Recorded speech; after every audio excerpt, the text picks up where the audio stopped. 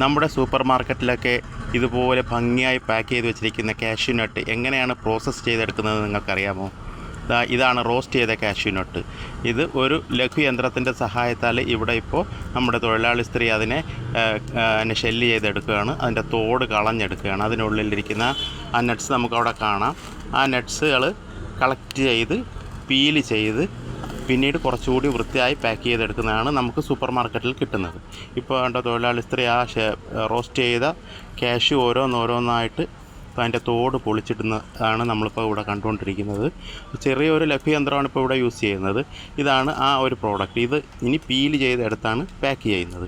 ഇതല്ലാതെ തന്നെ ഇത് നമ്മുടെ പരമ്പരാഗത രീതിയിൽ ഷെല്ല് ചെയ്യുന്ന ഒരു രീതിയാണ്, തല്ലുക എന്ന് പറയും. ഇതും ഇപ്പോൾ ഫാക്ടറികൾ തുടരുന്നുണ്ട്. കൊല്ലത്താണ് ഇതിൻ്റെ കേന്ദ്രം.